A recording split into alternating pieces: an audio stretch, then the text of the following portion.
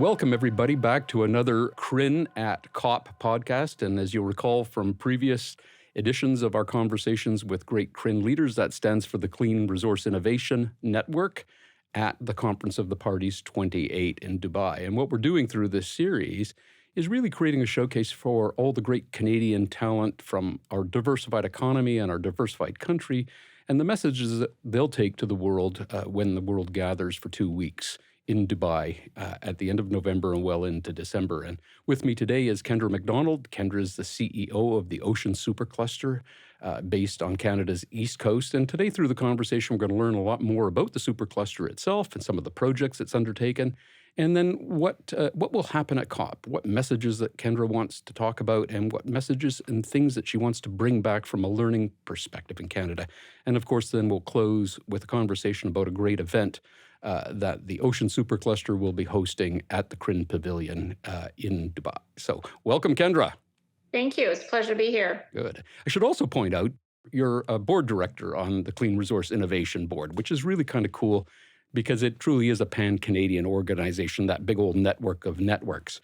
But your supercluster is a big network of networks itself. So maybe we could start off with a bit of a sort of a literacy lesson for our listeners around what the supercluster is and fit it into the whole federal process of what the government was trying to achieve when it had that great competition a few years ago. And there was over 100 applications from phenomenal consortiums across Canada, and you were one of 5 chosen.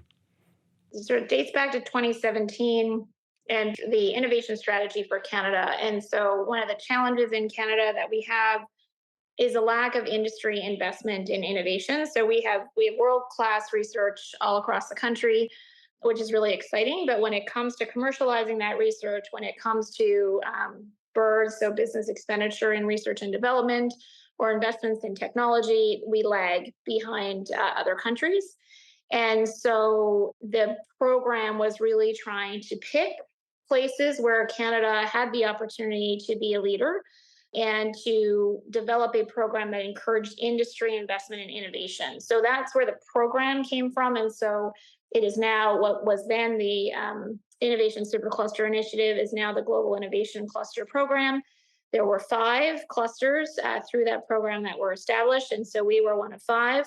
And then the Ocean Supercluster is therefore specifically responsible for growing the ocean economy for Canada. Let's pick up on that because, having chaired one of the supercluster applications myself, and I looked, and because it was a collegial thing and you were encouraged to, collaborate with other superclusters, I was watching very carefully. And I was just, astounded by the degree of passion and volunteerism and because we had all the rigor of what you had to have in a supercluster in terms of the board structure and the large corporate clients and that sort of thing.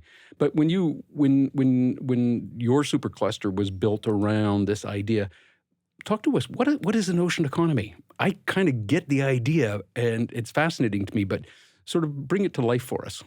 So the ocean economy, I guess, is all sectors that touch the ocean. Now, you can look at blue economy as maybe all things wet, and then ocean economy is the salty version of that. What made the Ocean Supercluster, certainly the proposal, unique was this concept of cross-sectoral collaboration. So a lot of the clusters in ocean around the world are specific to a sector or specific to a challenge, whether that is energy or aquaculture or fisheries. And so the idea behind the Ocean Supercluster was, what if we could get sectors to work together in a new way? So my board includes, aquaculture and energy and fisheries and ocean technology. We've got startups, we've got large corps.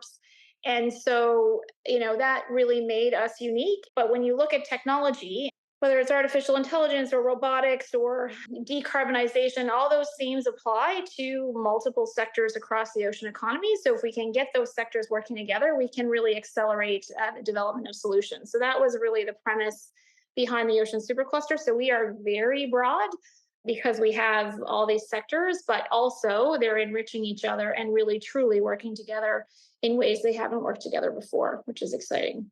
And I remember that as one of the key hallmarks distinguishing the Canadian Ocean Supercluster from other, very more cause or area-specific other ocean efforts around the world. And I'll come back to that when we talk about when we're at COP and the narrative that will there. But I think you also have a really, really important and strong Indigenous thread woven throughout that interdisciplinary or transdisciplinary dynamic at the Ocean Supercluster. We are a big cultural experiment. So, sort of step one was how do we get Atlantic Canada to work together? And that was a challenge, right, in terms of getting the provinces to work together and collaborate in new ways. Then it was, can we get across Canada to work together? So, can we get the West Coast working with the East Coast? Increasingly, we're trying to make sure that we are covering our whole coastline, of which half is in the Arctic. So, how do we make sure the country is working together? And then to your point, how do we make sure that we're building a diverse workforce, that we're getting Indigenous perspectives, that idea of Western knowledge working with Indigenous knowledge? What does that actually look like? A lot of our coastal communities are also Indigenous communities, so it's really important that they're part of the conversation. How do we get urban working with small communities? Because ocean touches everyone in terms of our coastline. And so it's been really interesting to, and not without its challenges, because there's Yeah. lots of different perspectives in there, but to truly look at the opportunity for Canada and equally also the challenges that we're facing. We are facing it as an entire country. So, how do we work together in a new way to be able to both grow our economy, but also address the real climate risks that the ocean is facing? And I'm going to come to the climate dynamic because I think what's happening in the overall climate conversation as the public becomes more and more literate, policymakers, politicians become more aware of that sort of thing. People are starting to wake up to the fact that the climate is a huge actor, a huge physical actor in the whole climate conversation. And, reflect on some of those conversations that go on within the supercluster about the role that water and the oceans play in our interlocked climate conversations. So when I first started 5 years ago, sustainability was actually not originally part of the language around the ocean supercluster. So you had the Ocean Protection Plan, and then you had the Ocean Supercluster. And so one was focused on growing the economy, and one was focused on protecting the ocean. And that didn't feel right. And so we've seen those narratives come together very, very quickly. And then you've got the research side with the Ocean Frontier Institute and their climate action plan and a significant focus on the role that the ocean plays. So I think, when I grew up in school, now I grew up, I guess, in central Canada in Ottawa, but we learned about the rainforest. We learned about the huge role that the rainforest played in terms of absorbing carbon and what that meant for the planet. We didn't learn about the ocean, when in fact, the ocean absorbs much more carbon and plays much more of a role than our rainforests do. And if you look right here in Canada, we've got one of the most intense carbon sinks, or I think the most intense carbon sink in the world, sitting in the North Atlantic. And so understanding more about the role that the ocean plays, what it means when we're seeing increase in acidification, increase in ocean temperature, we're seeing sea level rise, we're seeing extreme weather. Many of those, if not all of those, are very much connected to what is happening in our ocean. And we know less about our ocean than we know about space. And so it truly is actually, the Oh, last frontier yeah. in terms of understanding what is happening. I think we're now up to about 20% of the ocean that is surveyed. So we got 80% of the ocean to go to really understand what is happening fully in the ocean. Yeah, and you've said that extraordinarily well in terms of the critical role that it plays in a global sort of decarbonization effort. So we're off to the Conference of the Parties in Dubai, number 28. The headlines are filled every day with a whole confusing array of headlines that seem to contradict and conflict with each other about where we sit in the world from a world of changing climate dynamics and that sort of thing. I think at COP, a lot of that, gets sorted out and people, they sort of come together and they iron out their differences and that sort of thing. But, when you go as a Canadian representative and understanding then all of a sudden you're in a very big ocean of people and perspectives as well. What are the messages, Kendra, that you'd like to deliver to people that you might bump into on the COP floor, so to speak? So, I think for me, one of the key ones is certainly that ocean technology, I think, and ocean industry is absolutely critical to achieving our net zero targets. right? So it's going to take innovation, it's going to take technology. Increasingly, we hear the conversation about carbon reduction technology. So not only reducing our emissions, but actually figuring out increasingly how to pull carbon out.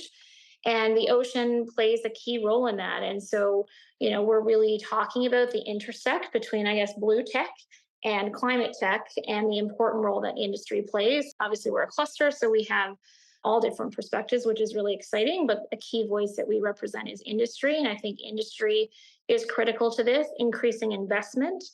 So if you look at the Sustainable Development Goals, so number 14, which is life underwater, is the least funded.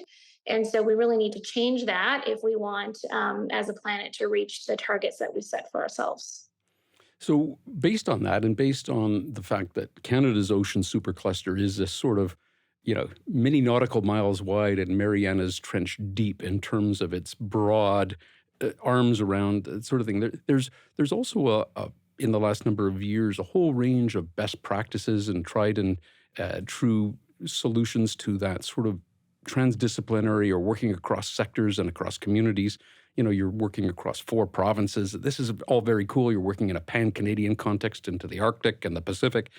I mean, surely that there has to be, all to your point, a bunch of best practices that you can sort of say, try this, because we tried it in Canada and it worked. Is that something that you'll see going on in your own personal journey at CRIN? At COP, sorry?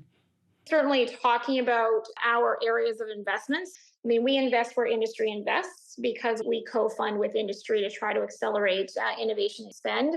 So we have seen a particular concentration, certainly in environmental monitoring. So whether that is using autonomous vehicles and or sensors, some combination of those to be able to better understand what's happening. We've seen genomics projects as well. We've also seen digital twin projects. So how do we replicate assets in the ocean? Canada has incredible strength in artificial intelligence. So we actually have a program that is trying to accelerate the growth of bringing our artificial intelligence community and our ocean community together, because we do have this increasing set of data and we want to be able to better predict what's happening and understand what's happening and collect from all these sensors the data. We're also seeing an increased focus on how do we increase safety? How do we get people off the water? So we've got projects that are doing that. Or how do we put wearables on our mariners to better understand what's happening when they are on the water? And then I guess our other theme would be decarbonization of shipping. So Canada has, across the supercluster portfolio, we've seen electrification projects and coatings projects and new types of fuels. And so, raising awareness of what is happening in Canada, the types of projects that we're seeing, and the relevance of these solutions to the rest of the world is an important part of the message. And so on that, and again, wonderfully well put, and sort of a link the role that you play as a CRIN board director in terms of being part of a pan-Canadian ecosystem, because everything you've just said in terms of what the Ocean Supercluster does is also driven by, and we have to do it in a sustainable fashion that mitigates environmental impacts all the time. How is it when you sit with the rest of the board members at CRIN? Have you raised their level of ocean literacy? I'd like to think so. Okay. I think we're on a similar journey. I mean, the structures are slightly different, but I think there's a lot of similarity in what CRIN is trying to build around their community and what we're trying to build around our community. And I think there's a natural intersect, certainly when we talk about offshore energy, which feeds into the energy sector overall. I was amazed by the ocean opportunity. My grandmother is from Nova Scotia. I visited the ocean regularly, but I had never really thought about it as the economic opportunity that it represents, but also the risk, right? It seems so vast and it just feels like we couldn't possibly cause it harm given it covers 70% of the planet. And we are in a place where we certainly have caused the ocean harm. And not only that, we are increasingly causing harm and have a significant responsibility. And I think CRIN, similarly, with what they're trying to do in terms of their mandate, they are also very focused on being able to develop more sustainable solutions and a healthier planet. So it is exciting to sort of talk about those intersects across the two networks. Yeah, I just get fascinated when I watch the ecosystems start to come into alignment with each other, and all of a sudden you have this synergistic, and I know it sounds trite to say it that way, but all of a sudden, because A is now talking to B more effectively, boom, it's A plus, cube sort of thing. Just, as we sort of navigate again towards, I'd like you to highlight for us the event that the Ocean Supercluster is going to host within the CRIN Pavilion at COP. But just before we get there, and as you reflect on it, I'll just say this. One of the things that fascinates me as I dig deeper into it is the opportunities on tidal power. And, when you think about that opportunity of stuff that we haven't thought about harnessing, but it's happening before our eyes on a daily basis, right? So quickly before we talk about the event itself, but reflect on some of the cool stuff that the Ocean Supercluster is doing on that whole renewable energies side of thing. So we are less around infrastructure in terms of what we invest in, and we are more around the technology. So a lot of what we are actually seeing in the renewable energy space to date has been more around technologies that are doing some kind of environmental assessment. So, for example, looking for ordinances so you don't put a wind farm into a site that is going to have a problem.